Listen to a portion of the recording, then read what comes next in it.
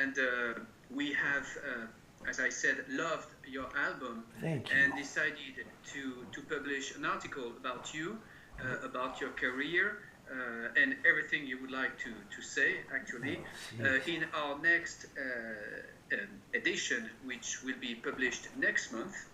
So, well, I'm really honored. Yes, sorry? I'm really honored. Just that you even listened to it. Thank you. Thank you. So, I don't know how much time you have available. I have... Till 8 o'clock tonight. Yes. Okay. So, I have a list of questions here. Alrighty. The idea would be to talk, yes, as I said, about your beginnings, your musical background, your career, of course, the last CD, your relationships with guitar, your guitar gear and everything, and Alrighty. anything you would like to add. Alrighty, thank you. Thank you then. So,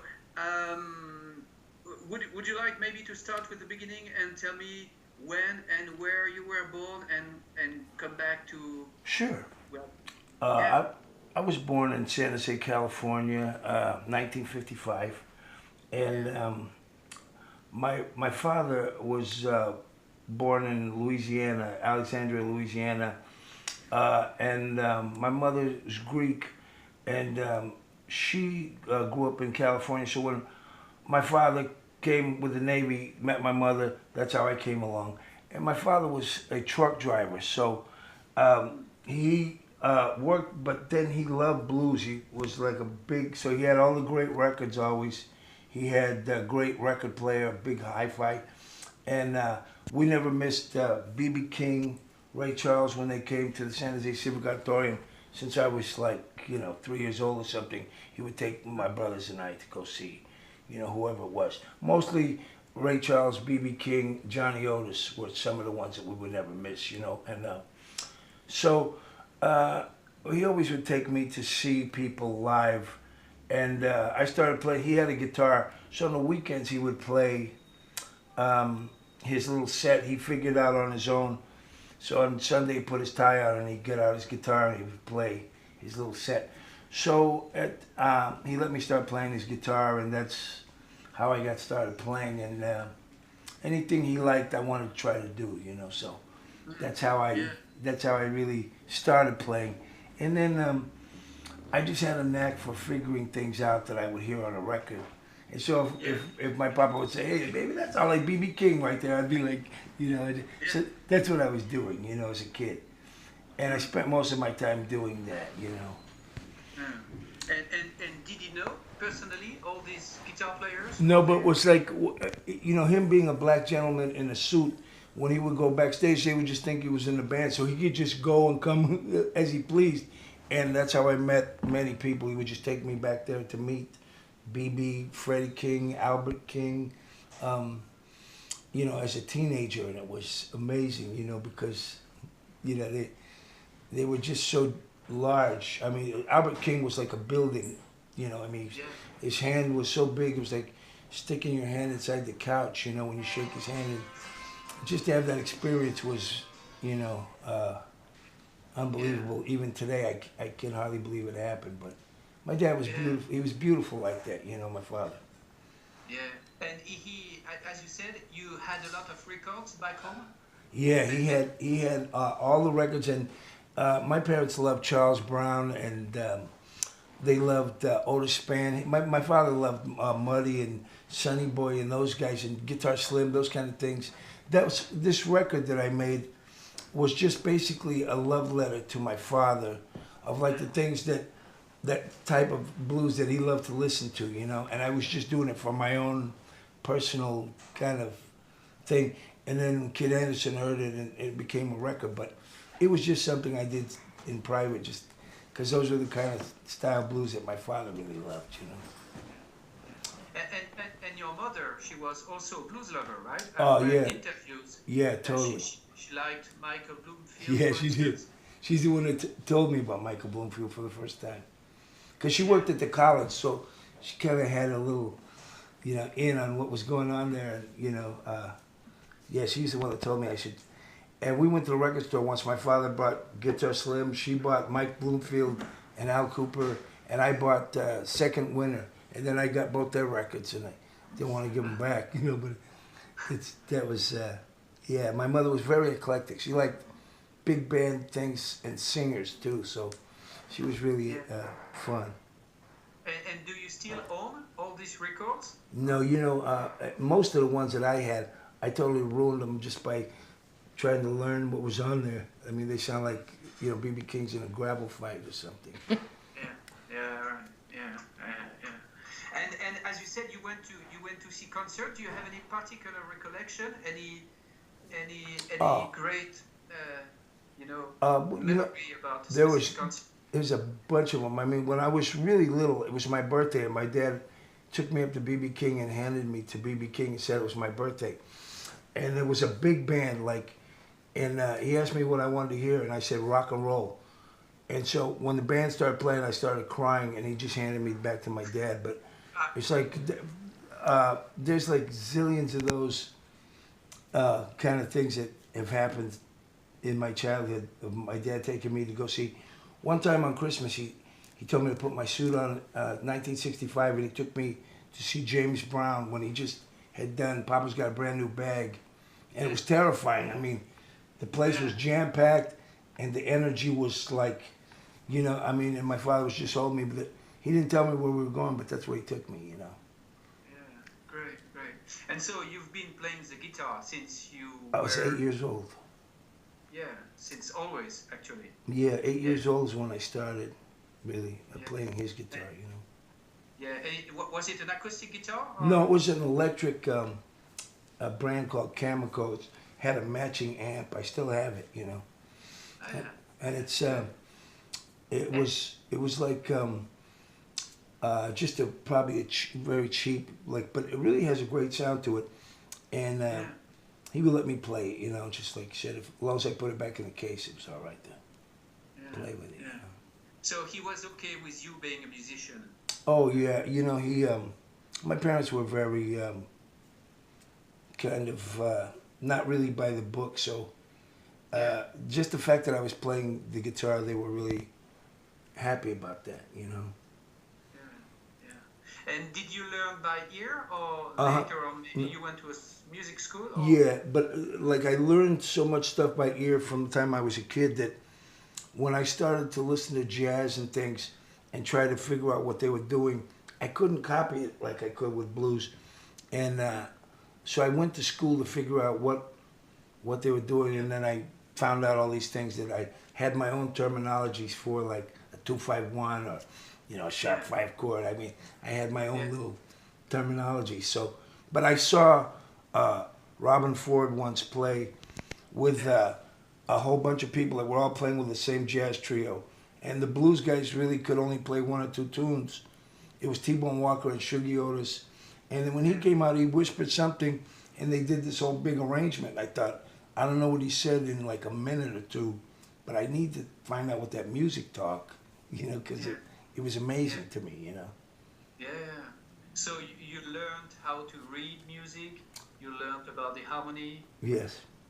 Yeah. I went to San Jose City College, and I had a great instructor who was a great jazz musician, and they kind of took me under their wing and really put me into situations that were very helpful, like as far as learning stuff, you know. Yeah.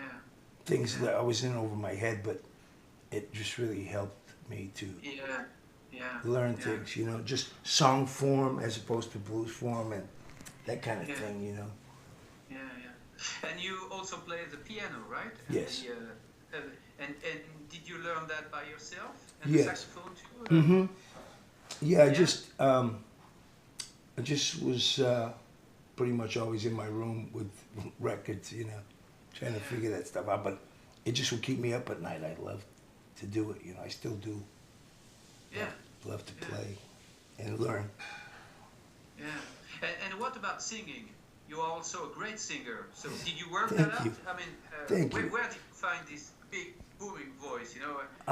You know, I was singing in my speaking voice when I was young, and it sounded like Jerry Lewis, you know, with a band. And then one night I had some beers at jam session, and this sound came out. It was I was singing "Tore Down." I have the tape of it, and it was just I didn't even know it was in there, but I must have been loose enough where this whole different thing came out, and I really couldn't sing, you know, any kind of. I really wasn't a singer, but when I found that sound, then I started listening to a lot more of Big Joe Turner and Jimmy Witherspoon and guys that sang in that kind of a range, you know. Yeah. Because I knew I could get that, you know. I couldn't do any falsetto things, that kind of stuff, you know. Yeah. But do you work your singing just like you work your guitar, or Yeah, does you it come know, natural? no, and I don't really know what I'm doing, but what I have done to get it to where it is now, whatever I'm doing, is just try to sing a lot, playing the piano by myself, and try to find out what keys. I just have barely realized that I don't have to sing in the key that the record or something that I hear it in. So I found out that if I find the better key for me, it'll sound better, and it's not like I'm trying to do something I can't, you know. But I really am happy that you think it sounds good, because Yeah. I mean, I'm not the only one, I think. thank you. And so you have always been a professional musician, right? It's or Well, I mean, really, I didn't consider myself a professional musician until I had my first band, like in 1987 or something. But up until that point, I was just always in my room trying to copy these records, and you know, Oh, yeah. I mean, Yeah. this, Yeah, you. This is one of the questions I had, because your first album was published in 1987. You were born in 1955. So, meanwhile, were you something like a session man or something? oh no, Or, never. Only started playing with other musicians in any kind of situation in the '80s, and so that first band. I made that record, and I just made the record so I could get some jobs around town. I thought if I had a record instead of a tape, they would take it more seriously. So I borrowed the money to make the record, and then we got nominated for a W.C. Handy Award, and next thing you know, we were in Belgium playing at these festivals. It was just, you know, overnight, it seemed like suddenly we were in Europe and things. It was... It was really a whirlwind kind of a situation for me, because I really had never been away from home, or, you know, so it was... Yeah, before that you stayed in California and played the local gigs, right? Yes. And I really didn't start gigging until 1987 when I put my first band together, and I just put it together because I wanted to have a situation where I could always have somewhere to play. So that's why I put the band together, and that was the first times that I really had gone and played in clubs and things, you know. Oh yeah. Okay, so you were more a kind of solitary kind of guy before that, right? Yeah, just I had pals that were also musicians and like-minded, so we would always be together listening to our records and playing. You know, it's like showing each other what we learned, and then it turned into a little kind of a band, but I never worked in a club or anything, you know, just learning tunes and playing at jams, you know. Yeah, right. And many musicians, they have a mentor, you know, someone a kind of fatherly figure. Was it the case for you? I know that you had a very specific relationship with Albert King, right? Yes, and that was definitely, there's been, like really I'd say a few different people in my life that were that person. Albert King definitely for everything, because when I became like a guy that was traveling and I would see him after we played a show together, and they asked him if I could play with him, and he was like, no. And I was like, don't make him mad, because I love him. You know, I didn't want him to be mad at me. So then he came and watched us play, and he was standing right by me. I could smell the pipe smoke, and he's like, Yeah. mm-hmm, and he's like, and so he let me play, and then you know, it was just after that evening. Whenever I would go to Memphis, he would come and to my gig and see me, you know, and him being somebody I love that much, it just really was just the most beautiful thing, right? And so he was a real mentor for traveling, and when I started doing these things, he was just a beautiful, sweet person to me, and I mean, I loved him like he was my dad. I loved him, you know. Yeah, yeah. But how was he? You know, he's kind of He's legendary. you know, he was always really gruff, and like he didn't really like little guitar players, you know. But for some reason, he liked me, and he was always really sweet to me.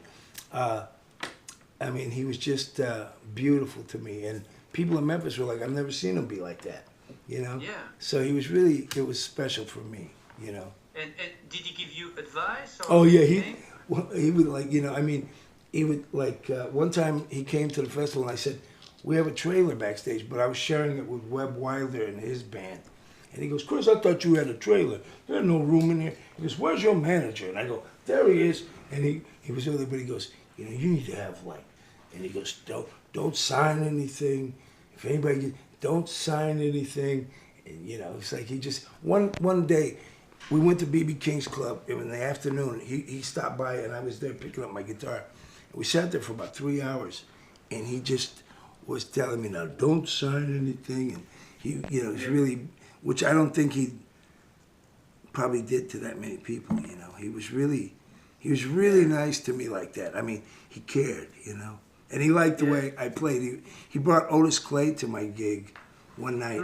And, you know, as soon as he would come in, I'd start playing all this stuff. And he was going like, you know, see, you know, so he liked that, you know, and that really made me happy. I mean, I still am, you know, it's hard to believe that he was the way he was with me. Yeah, yeah. Great memories. And you also played with Albert Collins, right? Yes.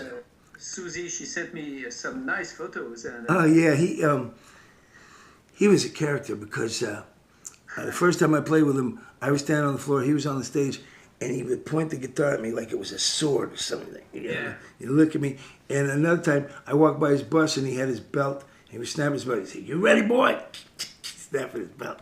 He's really a fun man and a nice person. Yeah. I mean, unbelievable. When I first heard Albert Collins when I was a teenager, I had never heard any guitar sound like that before. It was so different than anything, you know? Is he the one that He's one of a kind. He was one of a kind. Yeah. You know, he took my father onto the bus. He goes, you Chris's dad? He took him on the bus and showed him a video of me sitting in with his band. And my dad was like over the moon behind that, right? And you didn't have to do that, but it was just, that's how sweet he was. Yeah, yeah. And so you are a blues lover, but you also play jazz and sometimes more funky stuff. Yes.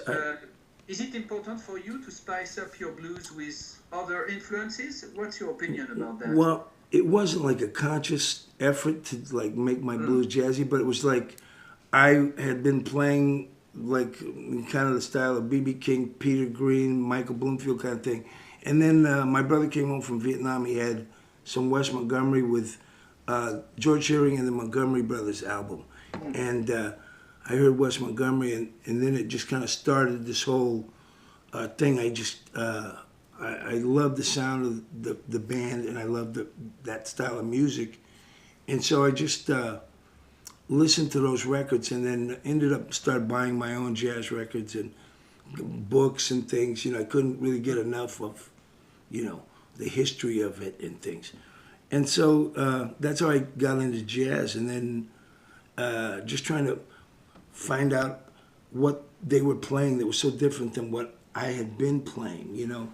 And when I found out about song form and, you know, 2-5-1s and things like that, then I was able to memorize the solos. But, you know, I didn't know about all these song form and AABA, all these things. Yeah. And so that's why I went to school, just so I could fill in the blanks of a bunch of stuff that I was dealing with. Yeah, right. And you have published many albums. and I have listened to many of them for quite a long time now. What's your opinion about your previous records? Is there any specific album you are especially proud of? Well, you Did know, you have to, yes, yeah, they're all like my children. It's like every record that I got an opportunity to make, I really I tried to put the best thing I could play on each one of them. I tried to, play the best I could play on each record and try to write things that, sounded as good as I could make them. And with each record, I got better. I was a better musician, but I was trying on each one of them. And, I think all my kids are sweet, but, I'm their dad. But it's like, I made them. But, as I got older and as time progressed with each record, I think that my playing might be better and my singing and things, just as time goes on, because I still try to work on it all the time. I mean, I just, there's so much stuff to learn still that I'll never get to all of it, but I'm just, I love that. I mean, I love to do, Yeah, music is still a passion. I hear that. And I mean, I'm having more fun right now playing the guitar since I was like 12 years old or something. I haven't had this much fun. It's been beautiful. I mean, just to have a band that plays the way you want to play and to have an opportunity to play for people and then have them come to want to hear it is like beyond what I was hoping, you know what I mean? I just love the opportunity to do that, Yeah, yeah. And now you are published and you work with Little Village, Yeah. the label of Jim Tew. How did you get to know him? Oh, well, I met him when we would open up for Robert Cray when he would come to Santa Cruz or something. Okay. So I just knew him as part of his band. I didn't really know him like as a pal, but he was always very nice to me. And then after he stopped playing with Robert, then I'd see him a lot more frequently where I live. And so he would sub in my band if somebody couldn't play. So we got to play together more and just get to know each other. And that was beautiful. And then, this opportunity to make this record on the label was something that was just beautiful. I mean, I just kind of felt like I was sitting on a shelf somewhere just getting dusty. And, it gave me an opportunity to make this record and kind of made things kind of, grow again. It feels wonderful, And I really love him for that. Did he ask you to join the label? Well, he heard the stuff that Kid had heard when he came to pick me up one day, and I had the stuff that I had written for my dad playing, and he was like, "What is that?" And so one thing led to another, and they asked if I would want to make a record and maybe record that stuff. And then when Jimmy heard it, he liked it a lot, and so that's how that happened. It was just something I just made as a love letter to my father, and to have it turn out to be a record, and then to have anybody listen to it and like it, it makes me really happy, Good, good. And you also play. The casting is made of stellar musicians.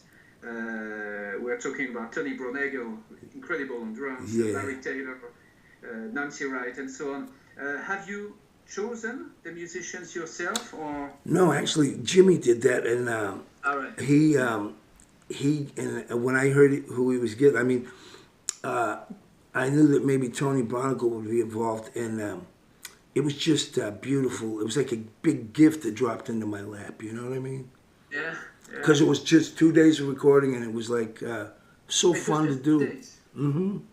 All right. And it was really fun. I mean, the first thing we did, Larry Taylor was right there with an upright bass, and I'm sitting at this grand piano, and I'm just thinking, I mean, I can't believe this is happening right now, And did you rehearse before the studio session? It also sounds very natural, right? Yeah, those fellas, I think, had my little demo that I had made at my house, so they had heard the tunes and kind of had the forms and things, and so we played each one we recorded like 2 or 3 versions of them, and then they just picked the one that they liked, you know. But yeah, they had listened to the stuff. So when I met them, we just met and talked for a little bit, and then we just started recording, you know. Yeah, and how much liberty did you give them to interpret your songs? Oh yeah, no, I you know, that was the beautiful thing. It was like whatever they were gonna do, you know, I left that to them, and you know, I felt that they, you know, knew better than me what should be played on their particular, and you know, they were just such great musicians that it was like falling out of bed for them, you know. But it really made it wonderful to play with those fellas, you know. I mean, Yeah, yeah, it was just a wonderful memory too, you know. yeah, yeah. And everything was recorded live in the studio, right? Yes. Without any other or anything. Mm-hmm. And it was recorded at Grizzland Studio. Yes. And the production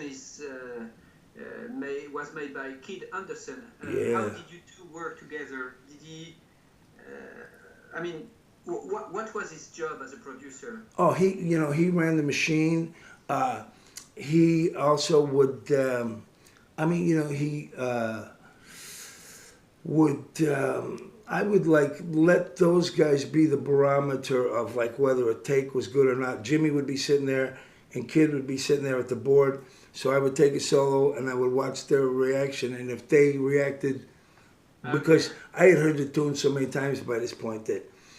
Yeah. I don't even, you know, I couldn't tell anymore. I just, you know. Yeah. And so I would let them be the barometer for me, you know, to know whether I should do another take. But if they had a look on their face or something, you know, I knew I was in the ballpark, you know. Yeah, yeah. And did you choose to cover the not so frequently covered "You're Gonna Need Me" by Albert King? Well, you know, it was like I had the tunes that I had written and that I had on my original little thing, love letter to my dad kind of thing, were mostly all slow blueses. Like there weren't a lot of like, I mean, it was just all this, you know, stuff that I, you know, and so when we started recording, it was like we need a couple of up-tempo kind of tunes, but I wrote those tunes in a kind of a stylistic thing where I was trying to make a little disc of all things that were in the same kind of a stylistic, you know, like in a vein. And so, I didn't have anything that really seemed to fit that style of stuff. So the one tune, Back on Top, is a tune that I wrote for a play, a blues musical that I had written a score for. And they got the Albert one just because I think they needed something where I was playing guitar kind of in the style that I would play at my gig, you know what I mean? And most of my stuff comes out of that kind of a thing, but that's how we ended up doing that. And I play that tune live a lot right now, so I think Kid knew that I knew it and they knew it.